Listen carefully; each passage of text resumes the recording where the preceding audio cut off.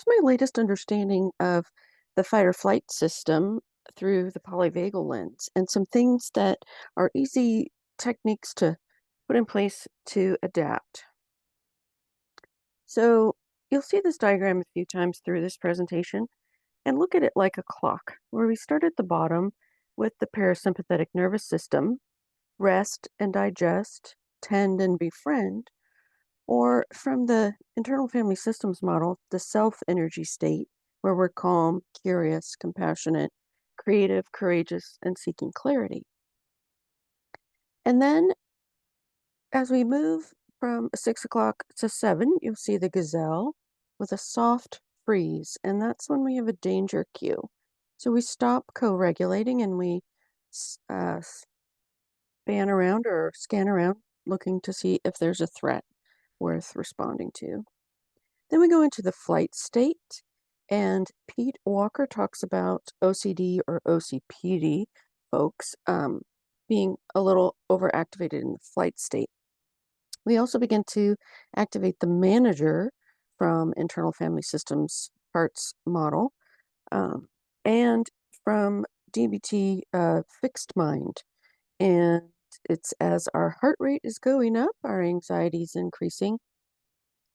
We also have the flight state and have a little honey badger there. This is the sympathetic nervous system arousal. This is when we're in a fixed protector. This is when we're trying to control things. This also might be when we're experiencing rage, and our heart rate can go up towards panic, around topping out at 140 um, pulse. And Pete Walker associates the fight response with narcissistic personality disorder traits. When we feel like there's nothing more we can do, we have a hard freeze at the top with the owl. And that's equated with also a dissociation beginning. And then as we go on the right side of the clock, we enter dorsal vagal shutdown. Um, and Pete Walker talks about the fawn response. I put it there because we are repressing our needs in favor of regulating someone around us in the hopes that they will not be dangerous or get in their fight response. I add the synonym or alliteration of feign to be related to codependence, where we are pretending to have a broken wing, pretending to be weaker than someone so that we don't trigger them. We also can enter into avoidance and eating disorders, other addictions, and the fatalistic mind and depression. Um, we also have suicidal ideation and the fold response, which is similar to an animal playing dead. Um, and they're not consciously doing that. It's uh, where the nervous system shutting down so that if an animal were to eat us, we wouldn't have to experience all the terrible sensations. The internal family systems part or type is the firefighter, which means being willing to do anything to not feel, to self medicate. Um, there's also ideation and self harm, which might bring endorphins and again, aspects of self medication. And vasovagal syncope is part of the vagal system. That's fainting.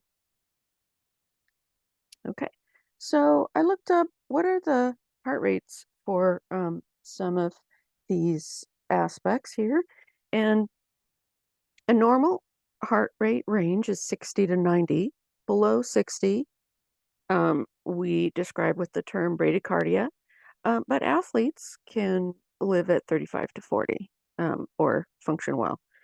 And so ventral vagal starts, around that range where we're socially connected. Rest and digest, tend and befriend. And ventral means above the diaphragm. So we're feeling fine.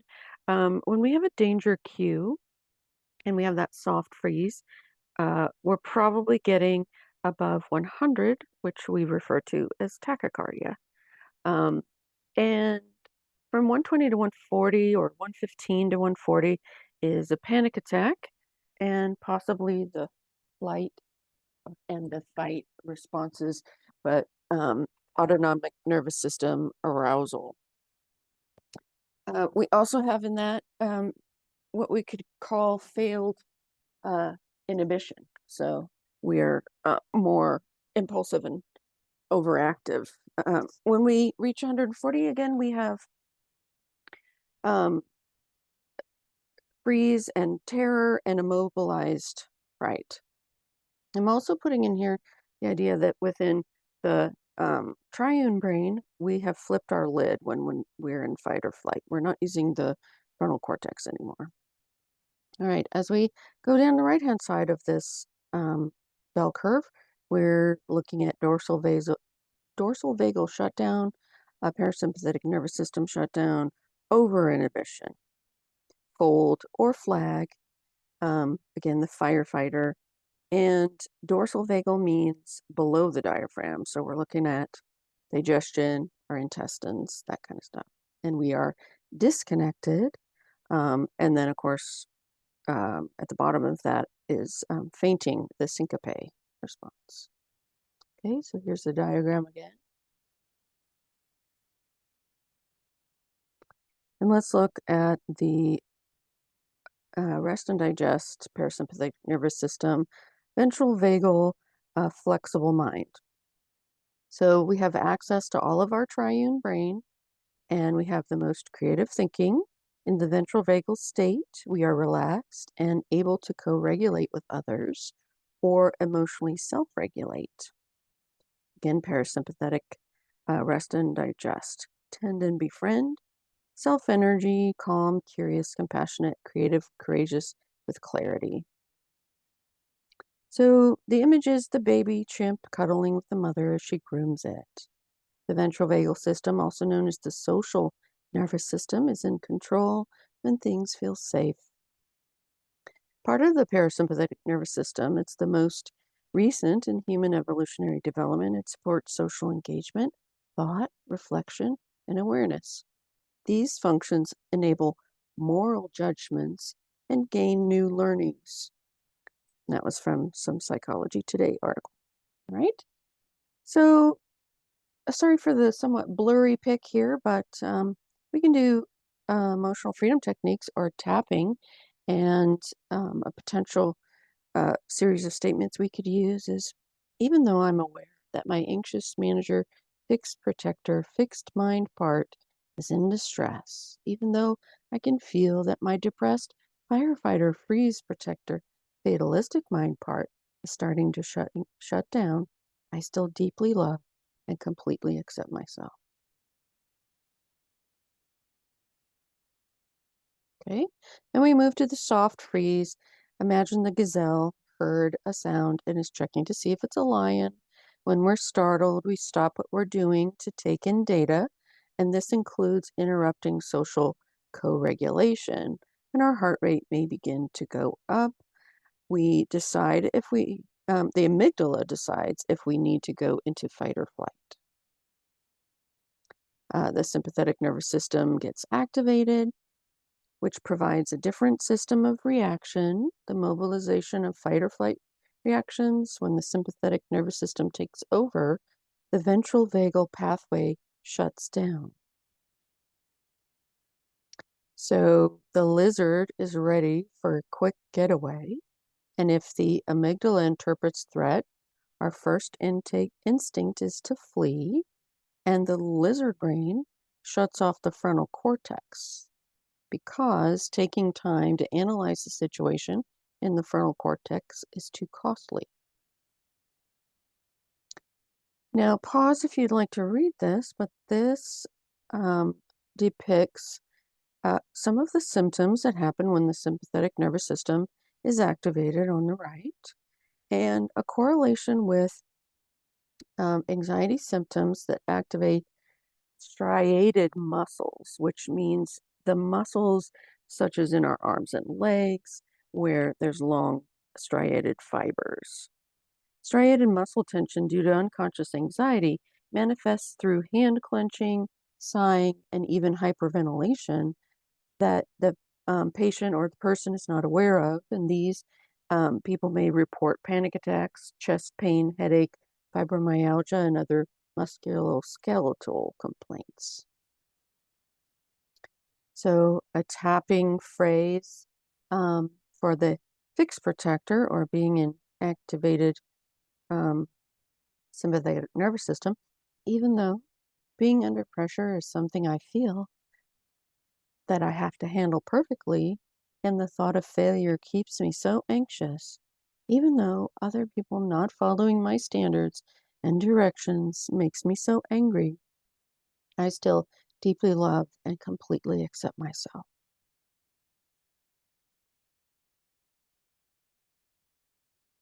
So, looking at the left side of the bell curve, what we want to keep in mind is that most breathing techniques that we learn at first or teach our clients are for relaxing when we are um, anxious. And one of the most known techniques is box breathing, where we inhale for 4, hold for 4, exhale for 4, and hold or pause for 4 before inhaling again. There are other patterns, such as equal breathing, where they skip one of the holds. So it's inhale for 4, hold for 4, and exhale for 4. And advanced inhale, hold, exhale, deep breathing. Inhale 5, hold 7, exhale 9. And very similar relaxing breath, uh, said to help with falling asleep, is a 4-7-8 pattern. Now we also have a 5-5-8-2 breath technique to reduce stress. Inhale 5, hold 5, long exhalation with 8, and hold 2. Then we can look at the coherent breathing and cooling breathing techniques where we're focusing on balance through the same length of inhale and exhale, whether it's 6 and 6, or a cooling breath is where we use a pursed lips inhale and a grin exhale. Now, holding the left nostril has been identified by yoga techniques as relaxing because it slows down the sympathetic nervous system. Okay, so we can look again at the triune brain where we have the um, human brain. What makes us different is having the neocortex that's responsible for language, abstract thought, there's a typo, consciousness, reasoning, and rationalizing. Then we have the mammalian brain or the limbic system, the emotions, memories, habits, and attachments, which contains the amygdala, which can trigger our fight or flight responses. And then we have the lizard brain, brainstem, cerebellum, which is autopilot and also contributes to fight or flight.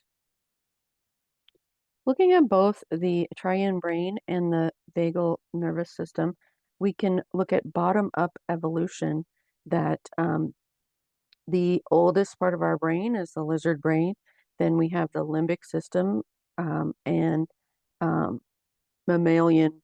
Sometimes the limbic system is also referred to as mammalian. So keeping track that what we're looking at here is the neocortex or frontal cortex as being something we have in common with apes specifically. Okay. And the nervous system, the vagal nervous system, starting below our diaphragm, a primitive vegetative vagal system below the diaphragm supporting rest and digest, reducing cardiac output, and returning us to metabolic processes. The sympathetic nervous system is newer, and it goes, of course, around the spine and helps us increase metabolic rate and inhibit lower vagal gut processes when we move our resources towards fight or flight. And the ventral vagal is unique to mammals, and it specifically above the diaphragm um, has so much that goes around the face and throat, supporting social engagement through facial expressions, voice prosody, breath, and cardiac output regulation. Now, this comes from an article that talks about some of the effects of child abuse, and there are many natural effects that the sympathetic nervous system has on the body. And so an increased or like stuck fight or flight response, we would be sensing more threat and freezing to scan for danger, releasing cortisol and other stress hormones, feeling more angry, anxious, and digestion, other body sensations are kind of considered non-essential and interrupted. The need to get away or hit something or otherwise react physically when overwhelmed, and our senses becoming focused and hyper alert.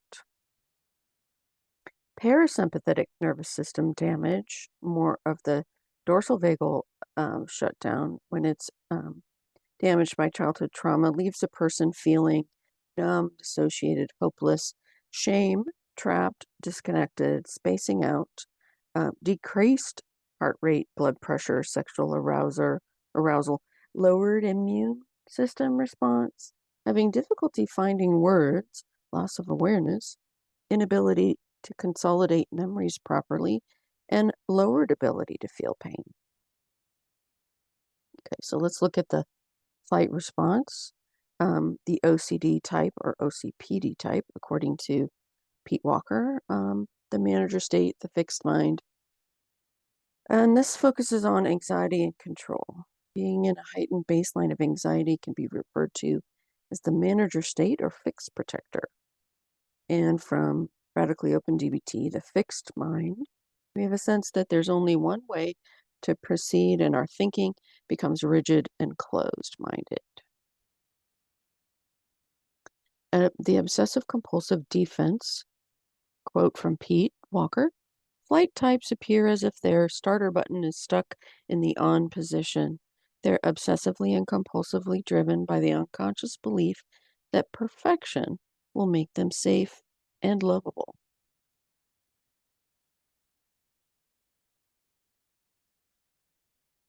And then his quote about the fight response being a narcissistic defense. These types learn to respond to their feelings of abandonment with anger and subsequently use contempt, a toxic amalgam of narcissistic rage and disgust. Anger and control being in a heightened baseline of anxiety, again, can be a manager state, and the fight response can be a controlling behavior towards others. So another quote, fight types are unconsciously driven by the belief that power and control can create safety and assuage abandonment and secure love. Now let's look at panic attacks. What we experience is hyperventilating, increased arousal, adrenaline, normal bodily changes, increased pounding heart rate and becoming dizzy, etc. And these symptoms are occurring for an hour before they're noticed consciously. We begin to notice them and misinterpret those symptoms as dangerous, the fear of dying, for example, or the fear of having a heart attack. This causes fear and panic and maintains the pounding heart, the dizziness, etc., and it becomes a loop. Researchers have found patients' carbon dioxide or CO2 levels were in an abnormally low range, indicating the patients were chronically hyperventilating. These levels rose significantly shortly before panic onset and correlated with reports of anxiety, fear of dying, and chest pain. The findings suggest sufferers of panic attacks may be highly sensitive to, but unaware of, an accumulating pattern of subtle physiological instabilities that occur before an attack. So here are a few things to memorize as suggestions or steps to try to interrupt a panic attack. First, panic attacks are often experienced as extremely unpleasant and uncomfortable, but they are not dangerous. Remember, the feelings you experience will pass. Stay calm. Focus on your breathing. Breathe deeply in, slowly through your nose, and slowly out through your mouth, and lengthen your exhale. Try the 4-7-8 breathing pattern. Breathe in for a count of 4. Hold the breath for a count of 7. Breathe out for a count of 8. Focus your attention on stretching your muscles and then tensing them. And then relax and let the tension slowly slip away. Look for more instructions labeled progressive muscle relaxation. So again, here's an image of the 4-7-8 breathing pattern. Okay. Give the senses a jolt. To interrupt automatic reactions that happen in panic attacks, use a strong smell like peppermint or touch something very cold like an ice cube to snap the body and mind out of current symptoms. Get some exercise. Go for a quick walk outside to change the environment and change your heart and breathing rates. Use visualization. Think of a place that brings feelings of calm and happiness. This can be real or an imagined place. Add as many details as possible, including sights, smells, sounds, tastes, feelings, incorporating all your senses. Now, if we look at the hard freeze up at the top, where we are like a deer in the headlights, and we begin dissociating. Pete Walker talks about freeze types. Many freeze types unconsciously believe that people and danger are synonymous, and that safety lies in solitude. Outside of fantasy, many give up entirely on the possibility of love. The freeze response, also known as the camouflage response, often triggers the individual into hiding, isolating, and eschewing human contact as much as possible. This type can be so frozen in retreat mode that it seems as if their starter button is stuck in the off position. It's usually the most profoundly abandoned child, the lost child, who's forced to choose and habituate to the freeze response, the most primitive of the 4 Fs.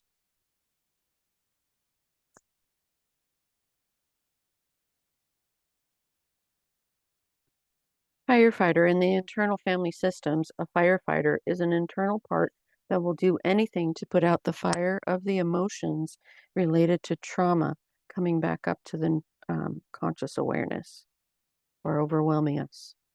So avoidance, addiction, eating disorders, depression, despondency, nothing's going to help anyway. We can escape into addiction to medicate distress or escape threats as well. Feign. This is my addition to the sequence. I picked the word feign to relate to the bird faking a broken wing. This may make ourselves smaller to not threaten someone we perceive to be threatening or attacking us. Bird with a broken wing kind of response. Fawn. Pete Walker says fawn types seek safety by merging with the wishes, needs, and demands of others. They act as if they're unconsciously believing that the price of admission to any relationship is the forfeiture of all their needs, rights, preferences, and boundaries. These are usually the children of at least one narcissistic parent who uses contempt to press them into service, scaring and shaming them out of developing a healthy sense of self, an egoic locus of self-protection, self-care, and self-compassion. When you've tried fight, flight, or freeze several times without success, you may find yourself using the fawn response. People who tend to fawn typically come from abusive families or situations. The fold, flop, or faint trauma response. Some experts within the field of trauma response add a fifth potential reaction, flop. This is when someone reacts to intensely stressful situations by becoming totally overwhelmed and physically and mentally unresponsive, and they may manifest in fold, flop, or faint, where total bodily collapse, loss of control over bodily functions, total disorientation, appearing disengaged, showing lack of emotions, complete submission. The dorsal vagal shift of fainting. Plain fainting is also known as vasovagal syndrome or syncope. While there is a larger danger of injury from an unprotected fall, people who faint often feel fine afterwards. Fainting may also work as an autonomic reset. So here's a phrase for EFT tapping for the freeze protector. Even though being embarrassed or feeling shame makes me feel like dying or I'm going to faint, even though rejection, hopelessness, or failure makes me wish I was dead, I still deeply love and completely accept myself. On this screen, pause to read further, but on the right, there are symptoms of dorsal vagal shutdown, and we can correlate them with smooth muscle symptoms. Again, the smooth muscles are in the organs and the intestines. So, smooth muscle tension due to unconscious anxiety causes acute or chronic spasm of blood vessels, GI tract, airways, and bladder. Patients exhibiting smooth muscle tension may present with GI symptoms, migraine, hypertension, urinary frequency, an upper airway constriction mimicking asthma. They often report histories of depression, panic, substance abuse, personality disorders, and past sexual or physical abuse. An interesting sidebar is the syndromes of disrupted homeostasis, including GI reflux, ulcers, irritable bowel syndrome, Crohn's disease, ulcerative colitis, interstitial cystitis, asthma, mitral valve prolapse, fibromyalgia, and migraines. Now we want to look at breath work that does the opposite of relaxation to help people come out of dorsal vagal shutdown. So one example is the breath of fire or bellows breathing, which is stimulating. And in this pattern, we inhale for 2 and exhale for 2 counts in a quick manner. That was a little fast, but it's almost like Lamaze breathing as well. A couple other patterns that are energizing or stimulating. 5-3-3 breathing, where rather than counts of the length of the breath, we're doing 5 deep breaths and then 3 fast breaths and then 3 loud breaths. Dragon breathing or lion's pose is a yoga reference where we inhale through our nose and exhale and then stick out the tongue. Double breathing, we breathe in through the nose with a long exhalation through the nose. Then we breathe in through the mouth with a long exhalation, and it should say through the mouth. Now we can try the other nostril for an energizing breath, where you pinch the right nostril as the left part of the brain is connected to the sympathetic nervous system. And so the right nostril breath correlates to the opposite side of the brain, and that will be energizing. And as we wrap this up, we can look at some other ways that we do opposite action. So we want to get to the middle with the aspects of self energy, of being calm, curious, caring, compassionate, courageous, creative. And if we're moving from the left side of the screen where we're identifying freeze, fear, flight, fawn, perfectionism, procrastination, fight, anger, um, moving out of freeze is we want to wiggle and begin to move. Moving out of flight, we want to focus on staying put and grounding. Moving out of fawn, we want to focus on taking care of ourselves. And moving out of perfectionism, we want to stop criticizing. And we want to be willing to get a C or a 70%. Just do good enough on something. And when we want to do the opposite of fight, our response is to gently avoid the person we're mad at or the situation. Okay, if we go to the right-hand side and we look at freeze protectors, when we're in fold, um, we want to do what we're avoiding. So exposure therapy, essentially. When we're in guilt and shame, the opposite is to practice um, showing our authenticity, showing up. When we feel fuzzy or frozen, using breath of fire. When we're in a fix or faint, we want to feel our feelings and remain clean and sober. And when we're sad in the faint response, we want to scoop in and accept love.